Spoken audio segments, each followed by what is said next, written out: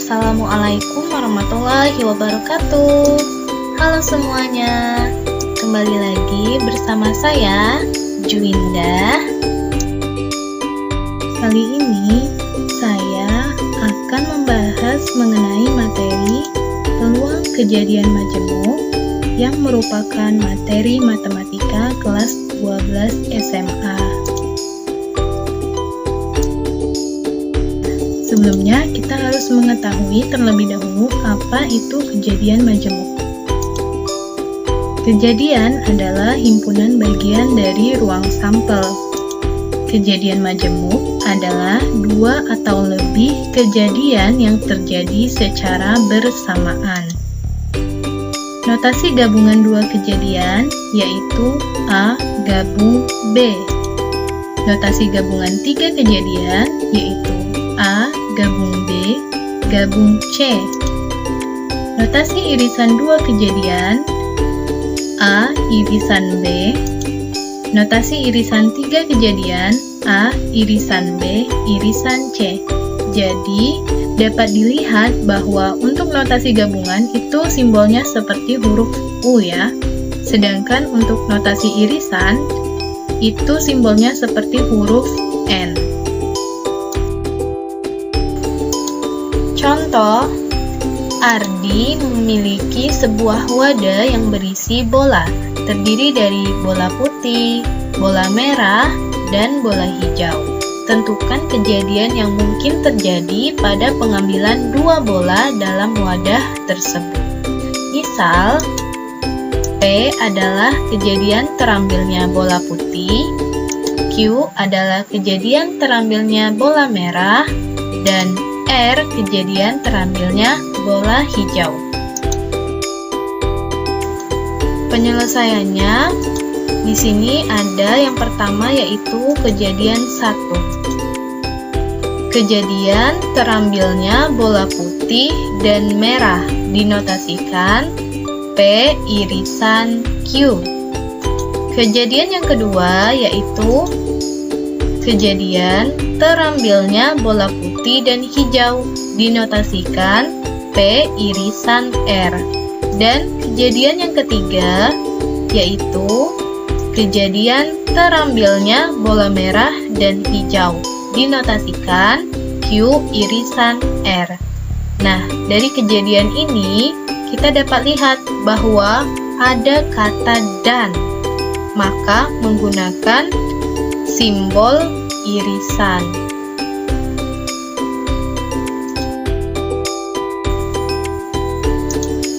Contohnya, perpustakaan sekolah memiliki koleksi dua jenis buku, yaitu buku pelajaran dan buku bacaan. Setiap siswa diperbolehkan paling banyak meminjam dua buku. Kusuma akan meminjam buku di perpustakaan sekolah.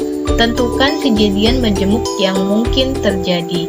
Nah, dari soal ini, kita dapat menggarisbawahi bahwa perpustakaan memperbolehkan siswa paling banyak meminjam dua buku. Jadi ada dua kemungkinan ya, yaitu siswa meminjam salah satu buku atau siswa meminjam kedua buku. Kita misalkan terlebih dahulu, U adalah kejadian meminjam buku pelajaran.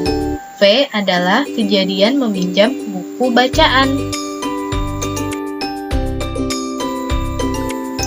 Penyelesaiannya, jadi ada dua kemungkinan atau dua kejadian ya.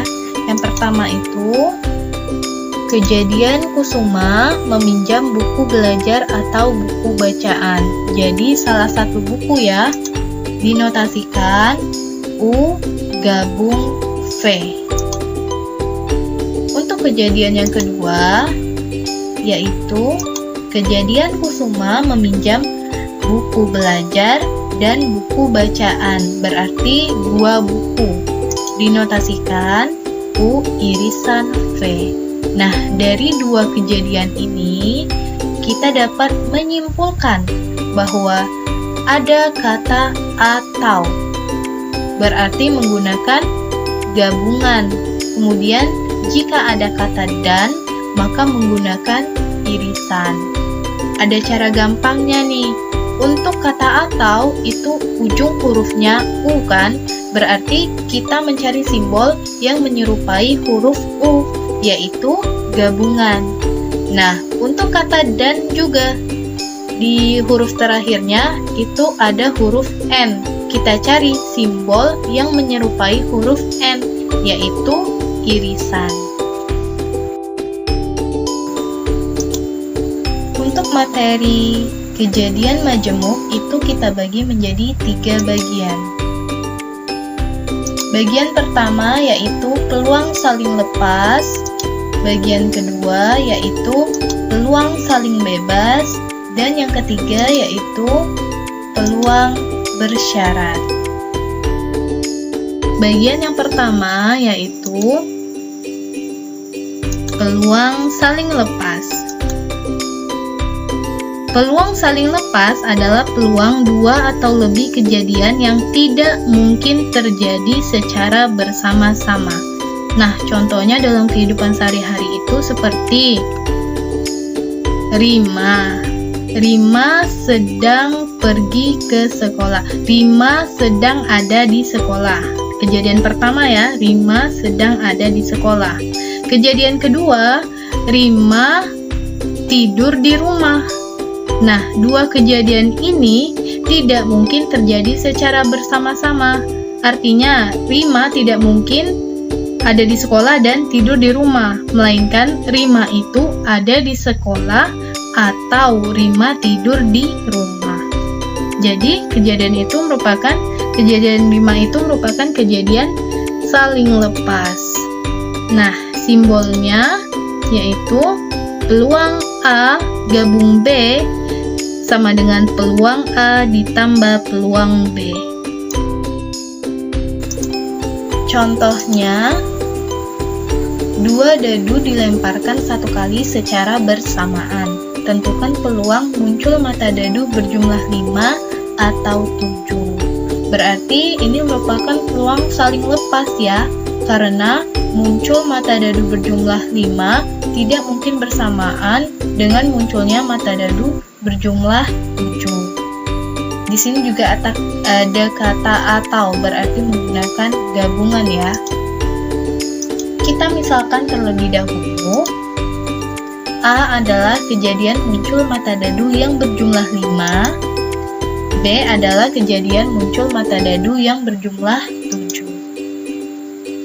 Nah, seperti yang dijelaskan tadi, kejadian ini merupakan kejadian saling lepas, karena munculnya mata dadu berjumlah 5 tidak mungkin bersamaan dengan munculnya mata dadu berjumlah 7. Peluang dari kejadian munculnya mata dadu berjumlah 5 atau mata dadu berjumlah 7 didapat dengan cara yang pertama kita lihat dulu banyaknya sampel keseluruhan. NS sama dengan 36. Didapat dari mana? Yaitu mata dadu itu kan berjumlah 6. Mata dadu itu ada 6 kan? Kemudian 2 dadu dilemparkan, berarti 6 kuadrat sama dengan 36. Sampel dari mata dadu yang berjumlah 5, A sama dengan 1,4, 2,3, 3,2, 4,1. 1 ditambah 4 jumlahnya 5 kan? 2 ditambah 3 juga 5, 3 ditambah 2 juga 5, 4 ditambah 1 juga 5. Jadi banyaknya mata dadu yang berjumlah 5, NA sama dengan 4. Kemudian kita lihat sampel dari mata dadu yang berjumlah 7. B sama dengan 1,6, 2,5, 3,4, 4,3, 5,2, dan 6,1. Jadi banyaknya sampel mata dadu yang berjumlah 7, NB sama dengan 6. Kita masukkan rumus peluang kejadian saling lepas, yaitu peluang A gabung B sama dengan peluang A ditambah peluang B.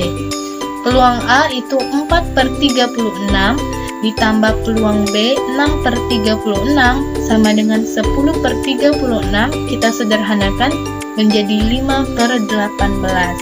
Jadi peluang muncul mata dadu berjumlah 5 atau 7 yaitu 5/18.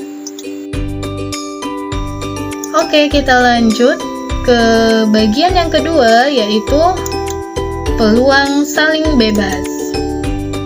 Peluang saling bebas adalah peluang dua atau lebih kejadian yang tidak saling mempengaruhi.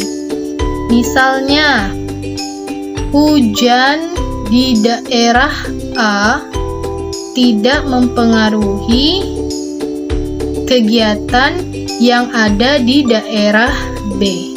Itu contohnya ya. Rumus dari peluang saling bebas yaitu peluang A irisan B sama dengan peluang A dikali peluang B. Jadi peluang saling bebas ini menggunakan irisan. Contohnya, sebuah dadu dan sebuah koin dilantunkan secara bersamaan sebanyak 1 kali. Berapa peluang munculnya mata dadu genap pada dadu dan munculnya gambar pada koin? Kita misalkan terlebih dahulu. P adalah kejadian muncul mata dadu genap pada dadu. Q adalah kejadian muncul gambar pada koin. Nah, kejadian ini merupakan kejadian saling bebas. Mengapa? Karena munculnya mata dadu genap pada dadu tidak mempengaruhi kejadian munculnya gambar pada koin. Jadi kedua kejadian ini tidak saling mempengaruhi. Peluang dari kejadian munculnya mata dadu genap pada dadu dan gambar pada koin didapat dengan cara kita lihat dulu banyaknya sampel keseluruhan NS sama dengan 12. Didapat dari mana? Jadi jumlah mata dadu kan 6 dikali pada koin itu ada angka, ada gambar, berarti 2 ya. 6 dikali 2 sama dengan 12. Sampel dari munculnya mata dadu genap pada dadu yaitu P sama dengan 2 angka, 2 gambar, 4 angka, 4 gambar, 6 angka, 6 gambar. Jadi banyaknya sampel munculnya mata dadu genap pada dadu NP sama dengan 6. Sampel dari munculnya gambar pada koin Q sama dengan 1 gambar, 1 berarti koin mata dadunya muncul angka 1, koinnya muncul gambar, dan seterusnya ya, 2 gambar, 3 gambar, 4 gambar, 5 gambar, dan 6 gambar. Jadi banyaknya sampel muncul gambar G pada koin NG sama dengan 6. Kita masukkan rumus peluang saling bebas yaitu peluang P irisan Q sama dengan peluang P dikali peluang Q. Peluang P tadi 6 per 12 dikali 6 per 12 sama dengan 1 per 2 dikali 1 per 2 yaitu 1 per 4. Jadi peluang munculnya mata dadu genap P pada dadu dan muncul gambar G pada koin pelantunan sebanyak 1 kali secara bersamaan yaitu 1 per 4. Oke, kita lanjut untuk bagian yang ketiga yaitu peluang bersyarat. Peluang saling bersyarat adalah peluang dua kejadian yang saling bergantung apabila terjadi atau tidak terjadinya kejadian A akan mempengaruhi terjadi atau tidak terjadinya kejadian B. Notasinya yaitu peluang A dengan syarat B sama dengan peluang A irisan B per peluang B. Untuk lebih jelasnya kita lihat contohnya ya. Sebuah kartu diambil dari satu set remi. Berapa peluang bahwa kartu yang terambil lebih besar dari 2 dan lebih kecil dari 10 yang berwarna merah? Kita misalkan terlebih dahulu. C adalah kejadian terambilnya kartu yang berwarna merah. D adalah kejadian terambilnya kartu yang lebih besar dari 2 dan lebih kecil dari 10. Nah, untuk soal yang ini kita pasti menggunakan rumus peluang kejadian bersyarat. Karena kita lihat ya di soal, dia menanyakan peluang kartu yang terambil lebih besar dari 2 dan lebih kecil dari 10 yang berwarna merah. Jadi, syarat bahwa kita mengambil kartu yang lebih besar dari 2 dan lebih kecil dari 10 itu harus berwarna merah.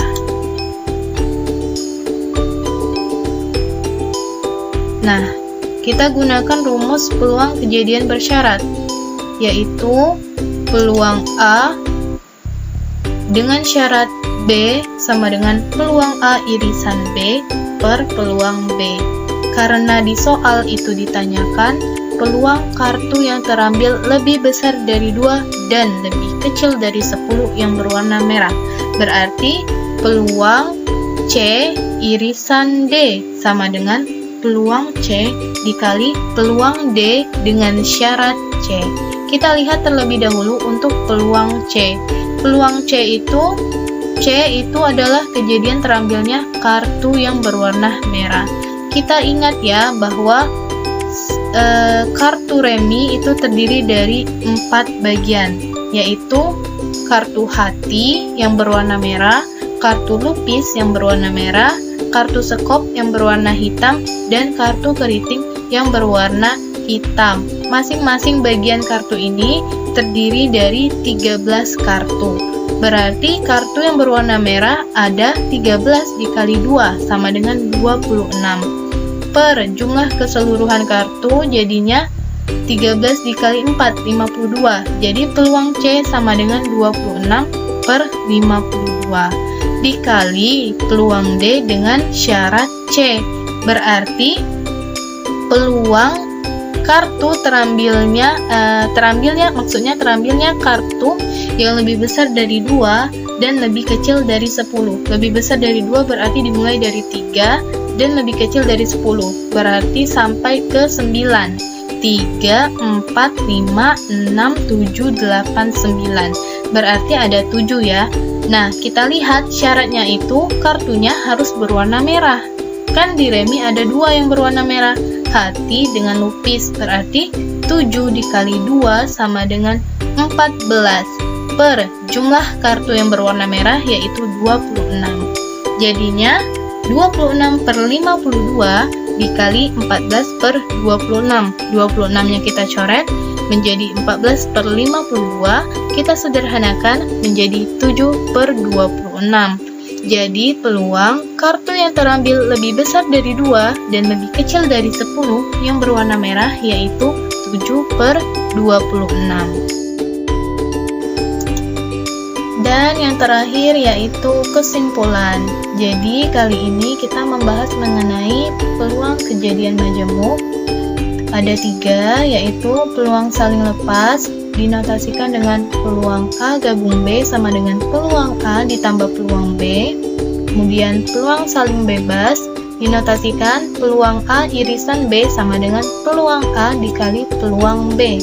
Dan yang terakhir yaitu peluang bersyarat. Dinotasikan peluang A dengan syarat B sama dengan peluang A irisan B per peluang B. Oke, terima kasih semuanya. Dan semoga semuanya tetap dalam keadaan sehat dan terus semangat dalam belajar. Meskipun saat ini kita masih pandemi ya. Oke, saya tutup. Wabillahi taufiq wal hidayah. Wassalamualaikum warahmatullahi wabarakatuh.